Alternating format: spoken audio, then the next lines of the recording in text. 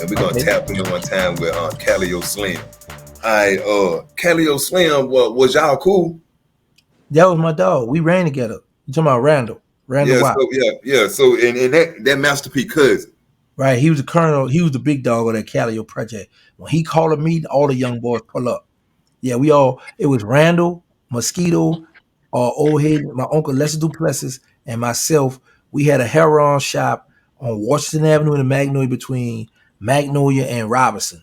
Um, but yeah, Randall was the big dog back then at Calliope. Yeah, so when he got when he passed, that really changed the game, didn't it?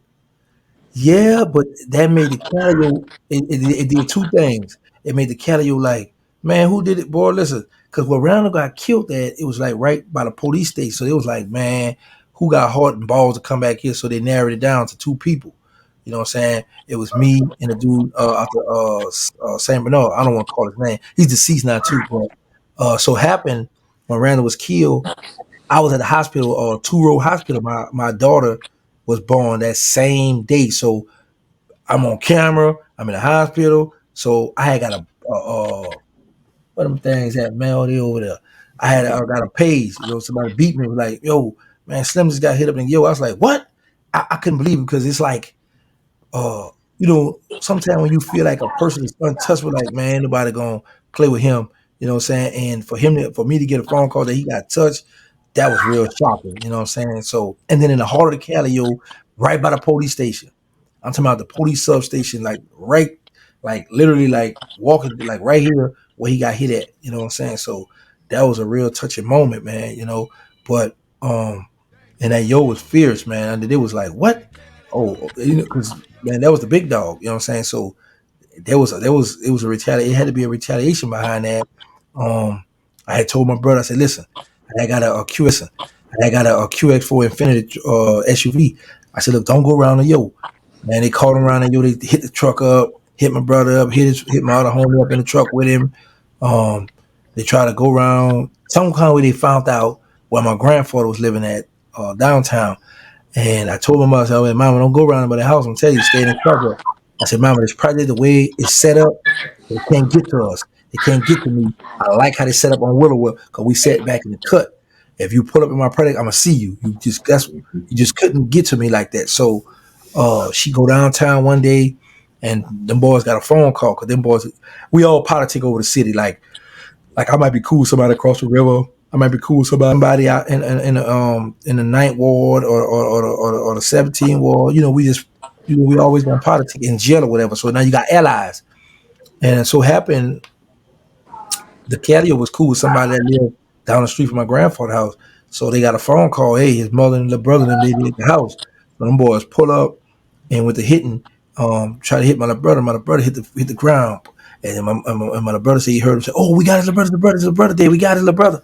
So they pull off.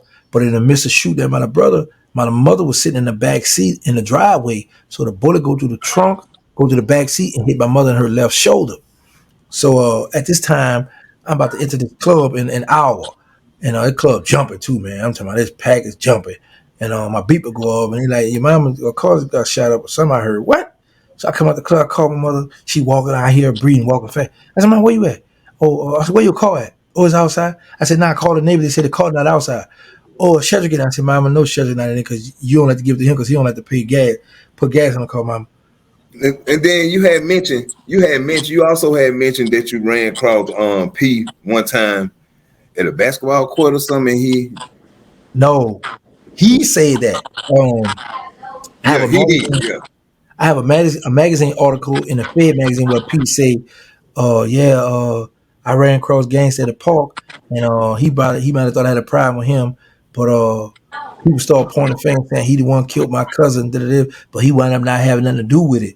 So I was like, P is lying. I say, man, because at that time P had money. It was a rumor that first they said P had 15 on my head, then it went to 30, then it went to 100. So I was like, I told his cousin that cut my hair, I said, you tell P if I catch him down here, we gonna hold court up trying to see him.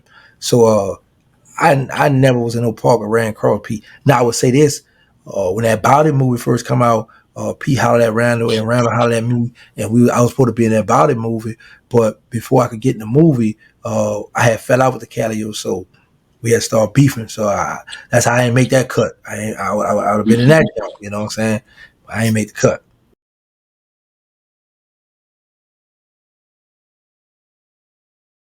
Back in the days, you know, Cash Money, Birdman, they'll come to me, they'll want to sell me whatever they had, you know what I'm saying? And it just didn't work at the time, but I could have brought Cash Money back in the days, you know, but they was from another side of New Orleans, I'm from another side, so it never really worked, you know, because of the violence, because of my hood, what we was going through.